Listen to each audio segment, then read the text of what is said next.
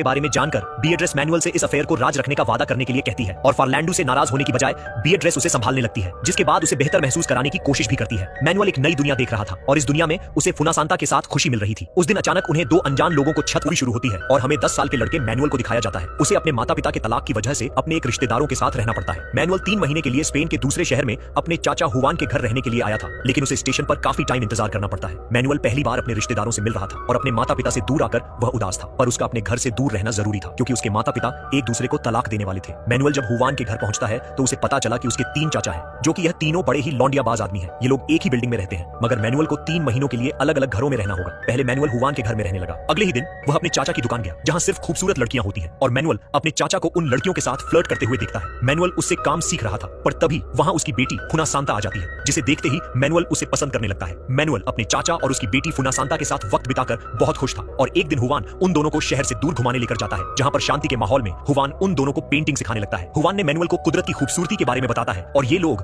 उस खूबसूरती को तस्वीर में उतारने की कोशिश करने लगते हैं। कुछ देर बाद वहां एक आदमी आया, जिसे देखकर मैनुअल और फुनासांता डरने लगते हैं। वो अजीब सा आदमी अपने आप को भगवान कहता है और हुआन के कहने पर मैनुअल ने उसे खाने के लिए उसे एक सेब दिया, लेकिन फिर भी उसकी अजीब सी बातें खत्म नहीं हुई और वह फिर से कहने लगा कि मैं गायब होकर दिखा सकता हूं, और वो ऐसे ही चुतियों वाली हरकतें करके चला गया। इसके बाद सीन चेंज होता है, जहां पर फुनासांता अपनी मां से डांस सीख रही थी और वही मैनुअल को हुआन अपनी कला के बारे में समझा रहा था। हुआन की वजह से मैनुअल कलाकारी के बारे में और कला की खूबसूरती के बारे में समझना शुरू कर देता है, पर इस बीच उसका ध्यान फुनासांता पर ज्यादा था। मैनुअल धीरे धीरे फुनासांता को और ज्यादा पसंद करने लगता है और यह बात फुनासांता भी समझने लगी थी, क्योंकि वह भी मैनुअल को भी पसंद करने लगी थी। इसीलिए वह दोनों हर समय एक दूसरे के साथ रहते थे। इसी बीच फुनासांता को लगता है कि मैनुअल खुश नहीं है। उसे बेहतर महसूस कराने के लिए फुनासांता मैनुअल को अपनी गुफा के दर्शन करवाती है और कहती है, मैं तुमसे कभी भी अलग नहीं रह सकती हूँ। उस दिन फुनासांता मैनुअल को एक राज की बात बताती है, जिसे वह जानकर हैरान हो गया। फुनासांता कहती है कि उनके चाचा फार्लैंडो असल में गे हैं। यह बात कोई नहीं जानता। हुआन के घर रहने के बाद अगले महीने मैनुअल फार्लैंडो के साथ रहने लगता है और उनकी बेकरी का काम समझने लगता है। हुआन की तरह फार्लैंडो भी एक कलाकार है और वो जाइलो बजाया करता है। जाइलो बजाते देख मैनुअल को म्यूजिक का जादू सवार हो जाता है। फार्लैंडो ने बताया कि जीनियस बनने के लिए कुछ सालों तक मेहनत करनी पड़ती है।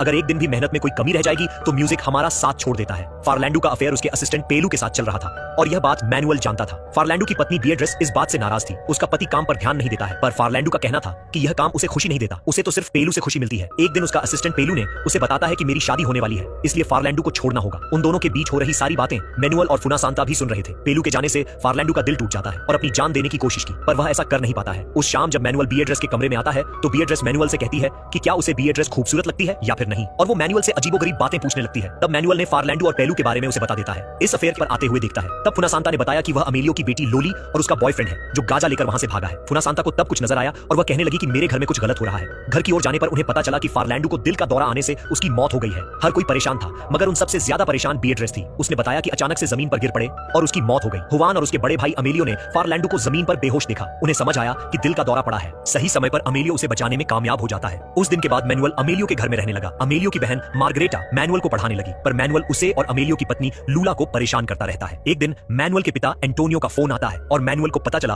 कि अब वह इटली में रहते हैं। मैनुअल अपने पिता को बताता है कि मार्गरेटा हर वक्त उन पर नजर रखती है, इसीलिए वह परेशान होने लगा है और वह घर आना चाहता है। मैनुअल ने फुनासांता को बताया कि जल्द ही उसके पिता उसको लेने आने वाले हैं। यह सुनकर फुनासांता निराश हो जाती है। मैनुअल और फुनासांता एक दूसरे से शादी करना चाहते हैं, पर वह जानते हैं कि दो कजन्स एक दूसरे से शादी नहीं कर सकते हैं। अमेलियो के घर में एक कमरा था जहां जाने की किसी को इजाजत नहीं थी, मगर मैनुअल उस कमरे में चला जाता है और उसे पता चला कि यह कमरा असल में अमेलियो का क्लिनिक है। अमेलियो मैनुअल को क्लिनिक में देखकर खुश हुआ और अपने दूसरे भाइयों की तरह वो भी मैनुअल को अपने काम के बारे में बताने लगा। अमेलियो एक आंखों का डॉक्टर था जो मैनुअल को आंखों में छुपी खूबसूरती को दिखाने लगा। कुछ समय बाद मार्गरेटा उन पर नजर रखने लगी और उन बच्चों पर चिल्लाने लगी, क्योंकि उसने उन दोनों को उस कमरे में आने से रोका था, और अमेलियो से कहने लगी कि उनके पिता यानी कि मैनुअल के दादा एंटोनियो से बात करने की जिद कर रहे हैं, क्योंकि वो मैनुअल को ही एंटोनियो समझते हैं। मार्गरेटा का कहना था, मैं उन्हें और नहीं संभाल सकती, क्योंकि वह दिन भर मरने की बातें करते रहते हैं। अमेलियो जानता था कि उनके पिता मैनुअल से बात करके अच्छा महसूस करेंगे, इसीलिए उसने मैनुअल को अपने पिता के पास भेज देता है। मैनुअल के दादा कहने लगे कि दुनिया खत्म होने वाली है और इसीलिए दुनिया खत्म होने से पहले दुनिया देख लेनी चाहिए। फुनासांता के अलावा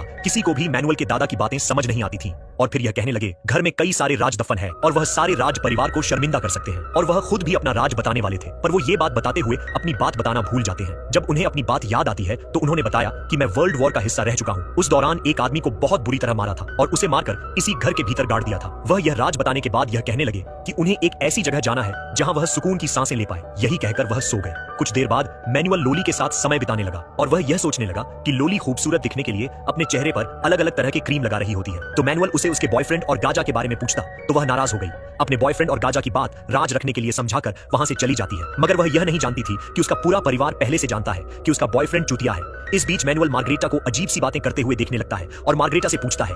वह सबको बताने लगी कि वह भगवान से बातें करती है। अमेलियो उसकी बातें सुनता है तो वह नाराज होने लगता है और उसके पागलपन को छुपाने की कोशिश करता है, मगर मैनुअल उसकी बातें सुनकर मजे ले रहा था। उस दिन अमेलियो ने लोली से कहा कि तुमको अपने छपरी बॉयफ्रेंड से दूर रहना होगा, पर जब लोली ने अमेलियो से बहस करना शुरू किया तो अमेलियो अपना आपा खो बैठा और वह चुतिया टेबल पर रखा सारा खाना गिरा देता है। अमेलियो को इस तरह देखकर मैनुअल काफी ज्यादा डर गया, पर लोली ने समझाया कि उसके पिता कभी कभार चुतियों वाली हरकत कर बैठते हैं। मैनुअल इस अजीब से परिवार के पागलपन का हिस्सा बनने लगा था, मगर यह पागलपन उन लोगों के लिए आम बात थी। वो सब ऐसे बर्ताव करने लगे थे जैसे वहां कुछ हुआ ही नहीं है, और अचानक अमेलियो के पिता उन्हें अकेलेपन के बारे में कविता सुनाने लगे।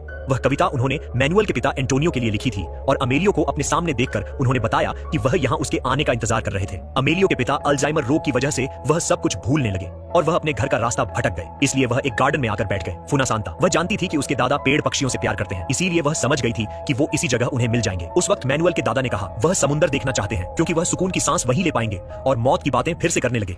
मगर अमेलियो ने कहा जब तक मैं जिंदा हूँ मैं अपने पिता को मरने नहीं दूंगा। अमेलियो ने वादा किया वो उन्हें समुंदर के पास ले जाएगा, और यह सुनकर वह बहुत खुश हुए। घर जाते हुए अमेलियो के पिता एक और कहानी सुनाने लगे, और यह कहानी सुनते सुनते ये सब लोग घर पहुंच गए, और उस दोपहर उनकी समुद्र देखने की ख्वाहिश पूरी हुई और मैनुअल अपने पूरे परिवार के साथ बीच पर गया, और पहली बार परिवार वाले बहुत खुश थे और उन सबको देखकर फुनासांता के दादा को सुकून मिल गया। सालों की सुकून की सांसें लेने की ख्वाहिश पूरी हुई, और आखिरी ख्वाहिश पूरी होते ही उसी बीच पर मैनुअल के दादा की मौत हो गई। उस पूरे परिवार की तरह मैनुअल भी दादा की मौत की वजह से दुखी था, पर उस वक्त अंतिम संस्कार पर मैनुअल के माता पिता भी आ गए थे, और तब मैनुअल को एहसास हुआ उसके माता पिता के आने के बाद उसका और फुनासांता का रिश्ता हमेशा के लिए खत्म होने वाला है। और वह आखिरी दिन था जब उन दोनों ने एक दूसरे को देखा, क्योंकि अंतिम संस्कार के बाद मैनुअल अपने माता पिता के साथ अपने घर लौट गया, और इसी के साथ यह मूवी यहाँ पर ही खत्म हो जाती है। गाइस, ये कहानी थी मूवी लिटिल बर्ड की, और ये मूवी रिलीज हुई थी 1997 में। इसकी IMDb पर रेटिंग है 6.5। उम्मीद करते हैं कि ये स्टोरी आपको पसंद आई होगी, और मूवी टेलीग्राम चैनल से डाउनलोड कर सकते हो, और टेलीग्राम चैनल की लिंक डिस्क्रिप्शन में मिल जाएगी।